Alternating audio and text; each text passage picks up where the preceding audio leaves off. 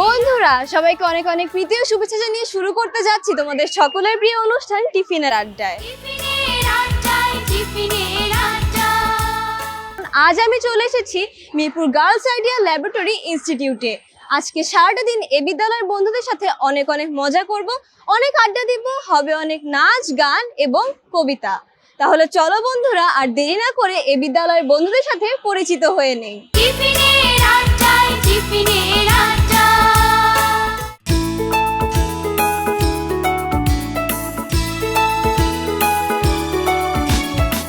1978 সালে বিশিষ্ট শিক্ষানুরাগী মরহুম আলহাজ ফকির সফিউদ্দিন আহমেদের ঐকান্তিক প্রচেষ্টায় মিরপুর 10 নম্বর গোল চত্বরের কাছেই গড়ে ওঠে Mirpur girls idea laboratory institute.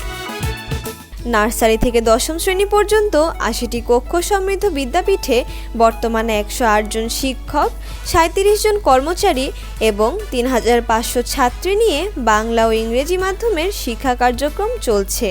Mirpur girls ideal laboratory institute একটি ঢাকা মহানগরীর মিরপুরে অবস্থিত অন্যতম নারী শিক্ষা প্রতিষ্ঠান এবং অত্র এলাকার মেয়েদের শিক্ষার অগ্রযাত্রায় 1978 সালে প্রতিষ্ঠিত এই প্রতিষ্ঠানটি অন্যতম গুরুত্বপূর্ণ অবদান রেখে আসছে। শুরু থেকেই ভালো ফলাফল এবং বিভিন্ন পর্যায়ে খেলাধুলা সহ বিভিন্ন ক্ষেত্রে অবদানের স্বীকৃতিস্বরূপ 2026 সালে মিরপুর শিক্ষা থানায় শ্রেষ্ঠ শিক্ষা প্রতিষ্ঠান হিসেবে গৌরব অর্জন করতে পেরেছে। লেখাপড়ার পাশাপাশি বিভিন্ন এক্সট্রা কারিকুলার যে অ্যাক্টিভিটিতেও আমাদের শিক্ষার্থীরা থানা, জেলা, মহানগর এবং জাতীয় পর্যায়েও তারা পুরস্কার লাভ করে আসছে। মননশীল মানুষ হিসেবে গড়ে তুলতে আমাদের প্রতিষ্ঠানের শিক্ষক কর্মচারীরা যথেষ্ট অবদান রাখছেন। শিক্ষার্থীদের সৃজনশীলতা বাড়াতে ও মননশীল মানুষ গড়ার লক্ষ্যে প্রতিষ্ঠানে রয়েছে বিশাল গ্রন্থাগার, বিজ্ঞান গবেষণাগার, মাল্টিমিডিয়া ক্লাসরুম, ডিজিটাল ল্যাব, সুবিশাল খেলার মাঠ, অডিটোরিয়াম, শহীদ মিনার ও আর্ট গ্যালারি। ফলশ্রুতিতে ছাত্রীরা অর্জন করেছে অগণিত পুরস্কার। পড়ালেখায়ও রয়েছে দারুণ ফলাফল।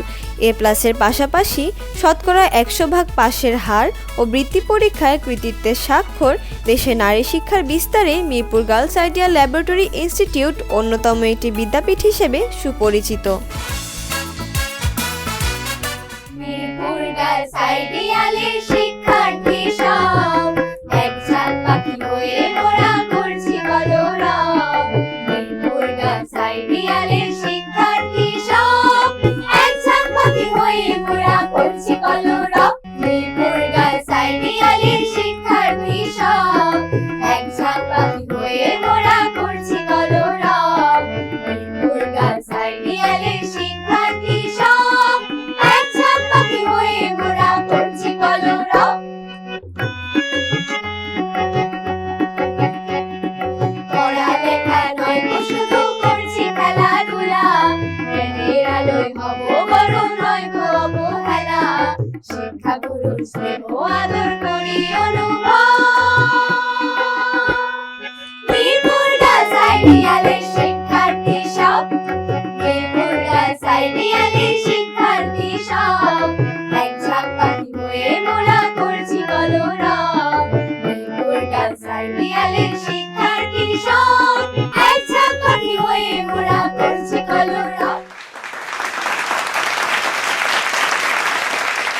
বাবা মায়ের স্বপ্ন পূরণ এই আমাদের আশা। এই আশা নিয়ে তারা সবাই এগিয়ে যেতে চায়। চলো এখন আমরা চলে যাই আমাদের পরবর্তী সেগমেন্টে। টিফিনের আড্ডায়, টিফিনের আড্ডা।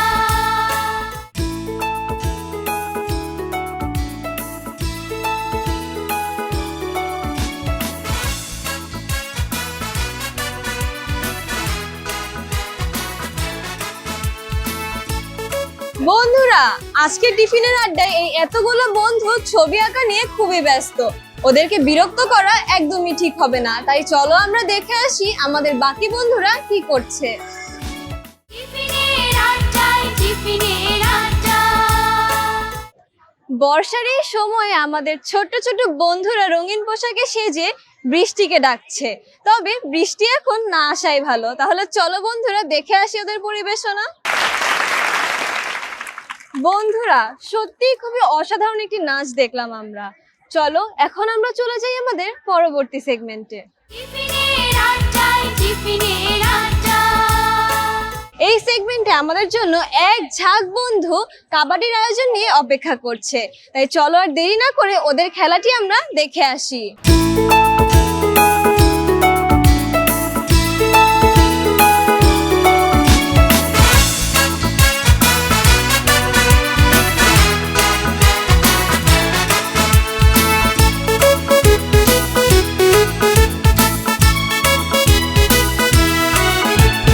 মন চায় প্রাণ খুলে কথা বলি, বন্ধুর সাথে এক পথে চলি। হয় না স্যারদের বকুনির ভয়ে, চুপচাপ বসে থাকি তাই ক্লাসরুমে। সব কথা সব কাজ জমিয়েছি আজ, প্রাণ খুলে কথা বলি টিফিনের আড্ডায়, টিফিনের আড্ডায়, টিফিনের আড্ডায়।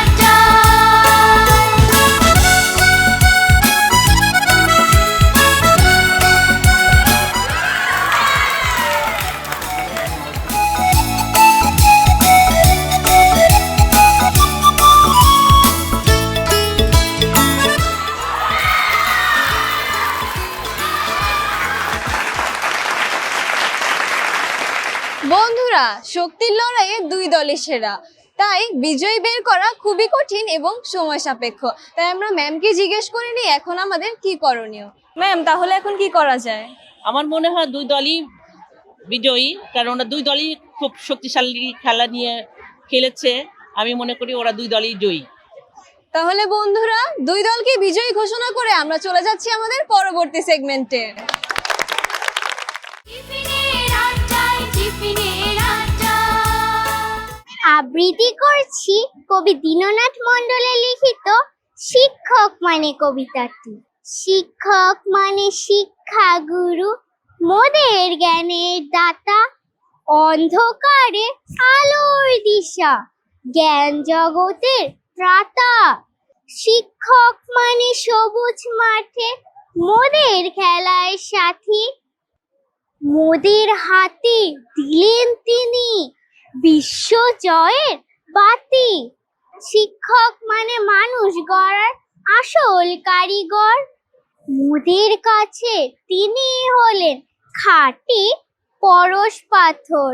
শিক্ষক মানে মোদের কাছে সুখ দুঃখের বন্ধু, বিশ্ববাসীর প্রাণে তিনি মণিমুক্তার সিন্ধু। শিক্ষক মানে নিয়ম নীতি, মেরুদণ্ড সোজা, চলার পথে উড়িয়ে দেওয়া আদর্শেরই ধ্বজা। টিফিনের আড্ডায়, টিফিনের আড্ডা। উফ কত রাত্র হয়ে গেল, আজকে খাবারটা এমনি লেট হয়ে গেছে। আশা কি এসে আমাকে একটু হেল্প করতে পারে না? আশা, এই আশা কই তুই? খেতে আয় মা। কি ব্যাপার, আশা এখনো আসছে না কেন? আশা, আশা, এই কি আশ্চর্য, তুই এখনো মোবাইল টিপছিস? দুপুরে তো তোকে দেখেছিলাম হাতে মোবাইল, দুপুরে তো খাসও নেই, সন্ধ্যার পরেও তোর হাতে মোবাইল দেখেছি। কতক্ষণ মোবাইল টিপলি আজকে তাহলে? আরে মা চুপ থাকো তো, তোমার জ্ঞানের জন্য আমি গেমটা হারলাম, আর সকালে আমার বন্ধু একটা রিলস পাঠিয়েছে সেটাও দেখতে পারলাম না তোমার জ্ঞানের জন্য। উফ। হ্যালো, জি আসসালামু আলাইকুম ম্যাম, ভালো আছেন? জি আলহামদুলিল্লাহ ভালো আছি। ফোন দিলেন যে? হ্যাঁ আশা 4টা সাবজেক্টে ফেল করেছে। I am really sorry ma'am, actually আমি বিষয়টা দেখছি। আমি চেষ্টা করব কাল থেকে যাতে সে নিয়মিত উপস্থিত থাকতে পারে। জি জি জি, থ্যাংক ইউ ম্যাম। কোথায় সে? আশা, এই আশা, তুই এখনো মোবাইল দেখছিস? হ্যাঁ, তোর কি কোনো খবর আছে যে তোর টিচার ফোন দিয়েছে? 2 মাস ধরে স্কুল যাস না, তার উপর 4টা সাবজেক্টে ফেল করেছিস। কি হয়েছে? আমি তো মাত্র 4টা সাবজেক্টে ফেল করেছি। আমি কি সবগুলো সাবজেক্টে ফেল করেছি? 4টা সাবজেক্ট কি তোর কাছে কম লাগে? কমই তো, আমি 4টা সাবজেক্টে ফেল করেছি মাত্র। আশা দেখ, তোর মোবাইল দেখাতে তোর মাথা ব্যথা, তোর চোখ ব্যথা, ঘাড় ব্যথা, তো তুই কেন এত মোবাইল টিপছিস? আজও মোবাইল কি কোনো ভাইরাস ব্যাকটেরিয়া নাকি যে এটার জন্য আমি মাথা টিপবো, ঘাড় টিপবো, চোখ টিপবো? হ্যাঁ, তুমি আমাকে অনেক বিরক্ত করো, যাও। আমার আমার মেয়ে তো আগে এরকম ব্যবহার ছিল না, ধীরে ধীরে কি হলো তার? হ্যাঁ, না আর বসে থাকা যাবে না, তাকে নিয়ে ডাক্তারের কাছে যেতে হবে, তার শরীর অসুস্থ হয়ে পড়েছে। আমি আজই ডাক্তারের সিরিয়াল নিয়ে রেখেছি। আশা, আয় আয় মা, আজকে ডাক্তারের কাছে যাব, চল। তুই অনেক অসুস্থ হয়ে পড়েছিস। আমার মেয়ে আশা, ও অ্যাকচুয়ালি অনেক অসুস্থ, কিছু কিছু রোগ দেখা দিয়েছে, যেমন ওর মাথা ব্যথা, প্রচন্ড চোখ ব্যথা, তার সঙ্গে ঘাড় ব্যথা। একটু কি হয়েছে একটু বলতে পারবেন? তুমি কি চোখে মাঝে মাঝে ঘোলা দেখো? হ্যাঁ। ও, দেখুন, ওর এই সমস্যার মেইন রিজন হলো এক্সেসিভ স্ক্রিন টাইম। আমার কাছে মনে হচ্ছে যে ও একটানা ফোন দেখার কারণে ওর ডিজিটাল আই স্ট্রেন হয়েছে। এটার জন্য সমাধানটা মানে সলিউশন একটু কিছু বলতে পারবেন? ওর স্ক্রিন টাইম যত দ্রুত সম্ভব কমাতে হবে এবং স্ক্রিন থেকে যত দূর সম্ভব থাকতে হবে। ও যদি অতিরিক্ত স্ক্রিন দেখে তাহলে ওর এই সমস্যা বাড়তেই পারে। আপনি বেশি একটা ঘাবড়াবেন না, আমি আপনাকে কয়েকটা ড্রপ লিখে দিচ্ছি, বাট এটা কিন্তু কোনো পার্মানেন্ট সলিউশন না, ঠিক আছে? আর সবসময় মনে রাখবে, technology is a best servant but a bad master. Okay, thank you. আসি, আসসালামু আলাইকুম। শোনো আশা, আমাদের আজকে স্কুলে কানিজ মিস আমাদের অনেক হোমওয়ার্ক দিয়েছে, প্রশ্নের উত্তর হচ্ছে লিখতে বলেছে আমাদের আজকে। আচ্ছা ঠিক আছে, তাহলে তুই উত্তর লিখতে থাক আর আমি দেখি মোবাইলে কি প্রশ্ন বানানো যায়। মোবাইলে কিন্তু বই তো আমরা ব্যবহার করতে পারি।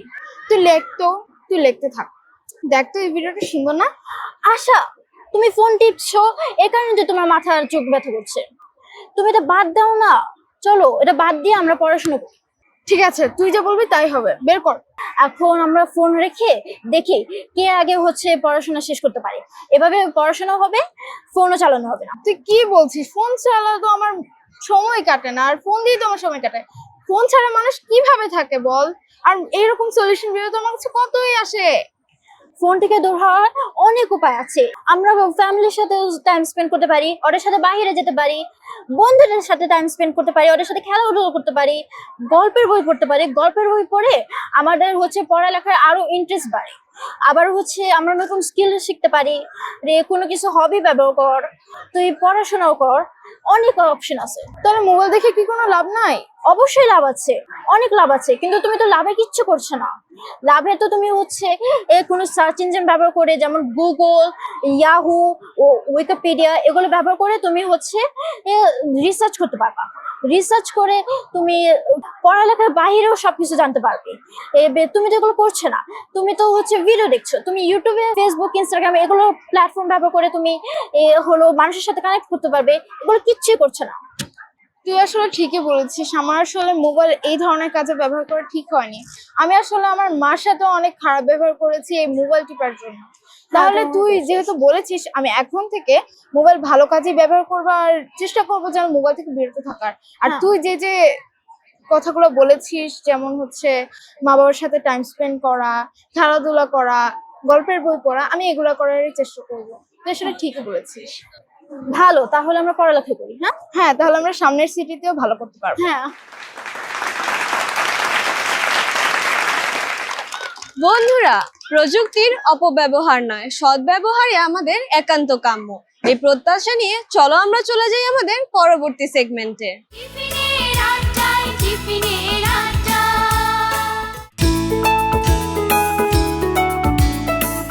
বন্ধুরা, আয়োজন দেখে তোমরা নিশ্চয়ই বুঝতে পারছো এখানে কি হবে।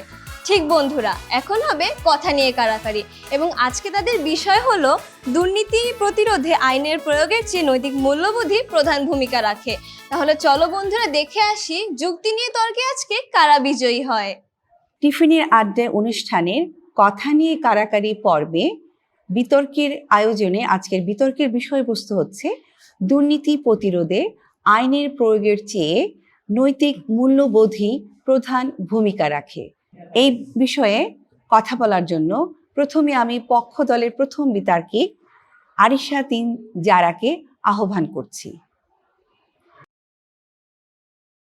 দুর্নীতি দেশের ভেতর নীরবে শেকড় গেড়ে বসে, উন্নয়নের পথ রুদ্ধ করে মানুষের স্বপ্ন ভেঙে দেয় প্রতিক্ষণে।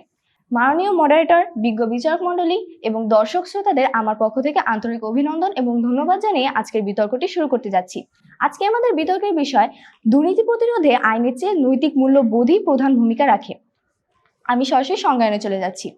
মাননীয় মডারেটর, দুর্নীতি কি? দুর্নীতি হচ্ছে একজন ব্যক্তি বা গোষ্ঠী কর্তৃক অবৈধ পন্থায় নীতির বহির্ভূত বা জনস্বার্থ বিরোধী নানা ধরনের কর্মকাণ্ড। মাননীয় মডারেটর, প্রতিরোধ বলতে আমরা কি বুঝি? প্রতিরোধ বলতে আমরা বুঝি বাধা প্রদান বা প্রতিবন্ধকতা। নৈতিক মূল্যবোধ বলতে আমরা সাধারণত কি বুঝে থাকি? নৈতিক মূল্যবোধ হলো মানুষের মানবীয় গুণাবলী, যা আমাদের সৎ কাজের উপদেশ দেয় এবং অসৎ কাজের বিরুদ্ধে খড়গ্রস্ত করে তোলে। সাধারণত যে কোনো ধরনের দুর্নীতি অর্থাৎ টাকা আত্মসাৎ, ঘুষ, স্বজনপ্রীতি ইত্যাদির বিরুদ্ধে সরকার ও বিচার বিভাগ কর্তৃক বিভিন্ন ধরনের সিদ্ধান্ত ও পদক্ষেপই হলো আইন প্রয়োগ।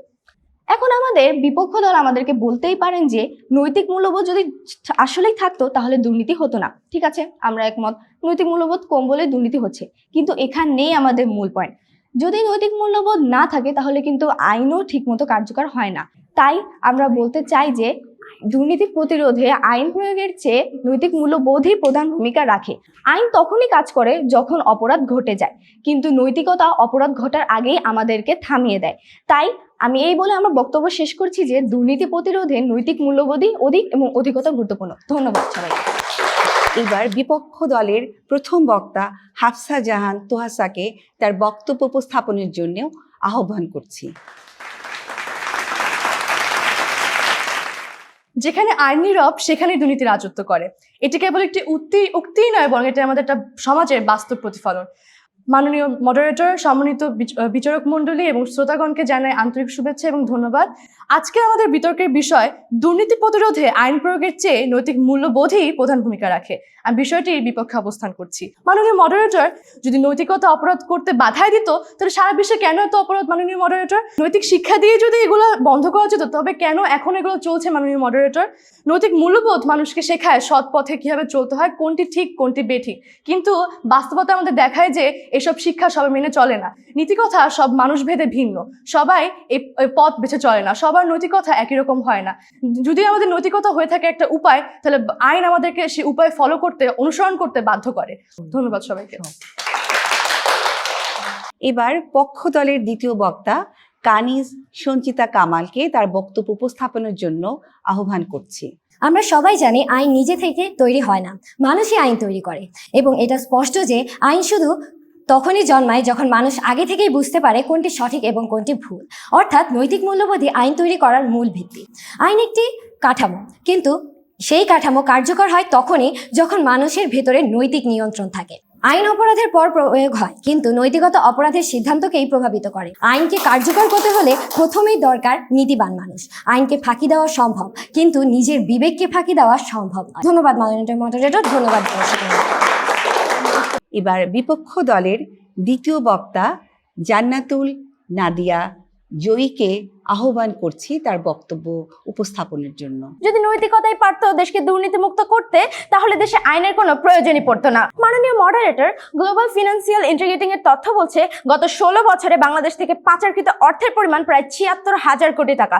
ফ্যাসিবাদী সরকারের আমলে মেগা প্রকল্পের নামে মেগা লুট করা হয়েছে, আর ঋণের নামে 2,36,000 কোটি টাকা পাচার করে দেশকে অর্থ সংকটে ফেলা হয়েছে।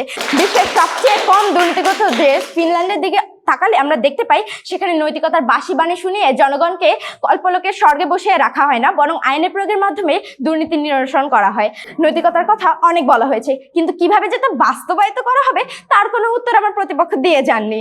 আশা করি সেই সুনির্দিষ্ট উত্তরটা আমার প্রতিপক্ষের কাছে পাবো। তাই অযথা বিতর্কের খাতিরে তর্ক না করে প্রতিপক্ষ দলকে আইনের প্রয়োগে যে দুর্নীতি নিরসনের একমাত্র উপায় তা মেনে নিতে আহ্বান জানাচ্ছি।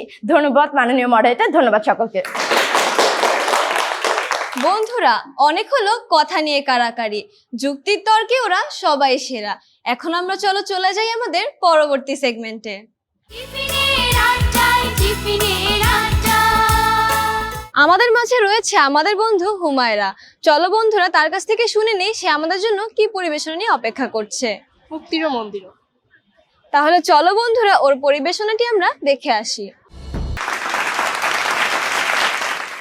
টিফিনের আড্ডায়, টিফিনের আড্ডা।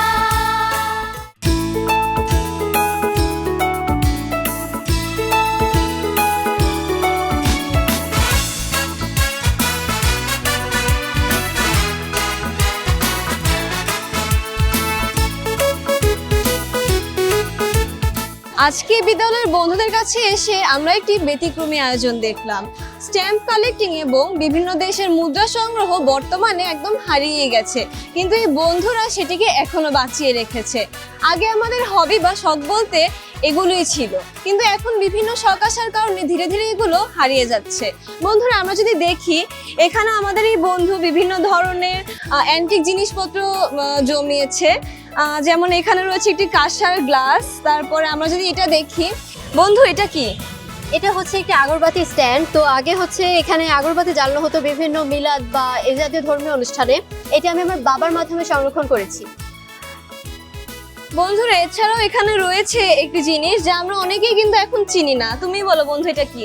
এটা একটা কুপি বাতি। তো এটা আমরা আমাদের গ্রাম থেকে সংরক্ষণ করেছি। এটাতে হচ্ছে আগে কেরোসিন তেলের মাধ্যমে আগুন জ্বালানো হতো। এখানে আছে মোম স্ট্যান্ড, এটাতে আগে মোম জ্বালানো হতো। বন্ধুরা, এখানে রয়েছে স্ট্যাম্প কালেকশন। আমাদের এই বন্ধু অনেক দেশ থেকে বিভিন্ন ধরনের স্ট্যাম্প কালেক্ট করে এখানে সংগ্রহ করেছে। বন্ধু, তুমি এগুলো কোথা থেকে সংগ্রহ করো?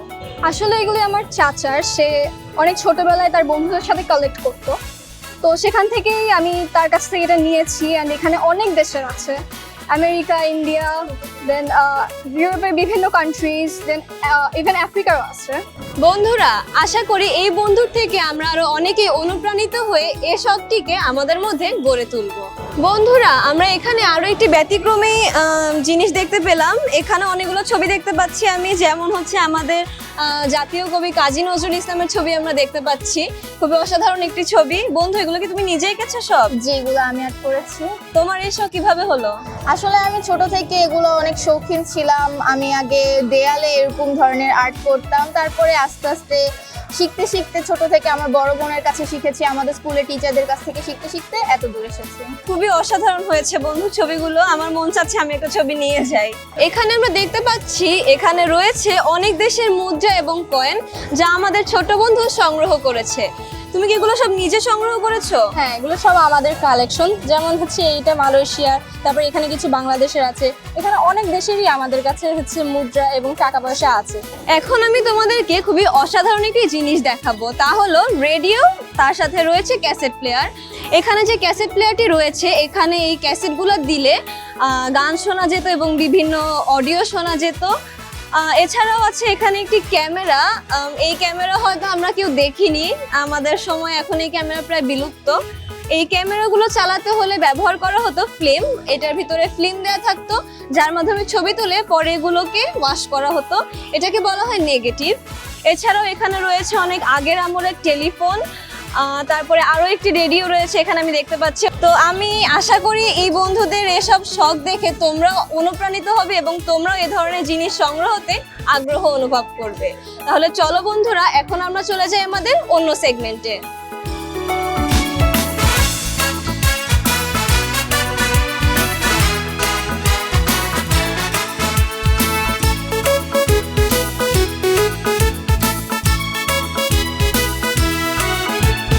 বন্ধুরা, রঙে রঙে যেন একদম মেতে উঠেছে আজকের প্রাঙ্গণ। এতগুলো সুন্দর ছবি থেকে সেরা ছবিটি বাছাই করা আমার পক্ষে অসম্ভব, তাই সেই দায়িত্বটি আমাদের ড্রয়িং স্যারের কাছে দিয়ে আমি চলে যাচ্ছি আমাদের পরবর্তী সেগমেন্টে।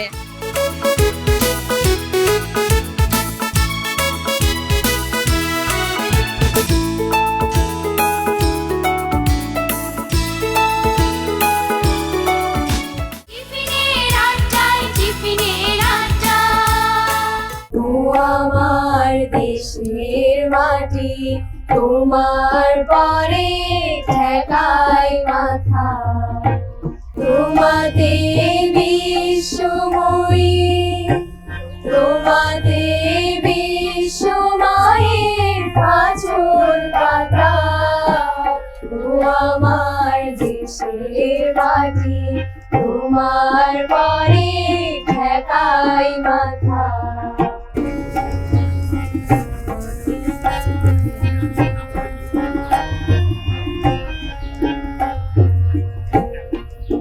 তুমি মিশে সমর দেহের সনে, তুমি মিলে সমর প্রাণে বলে মিশে সমর দেহের সনে।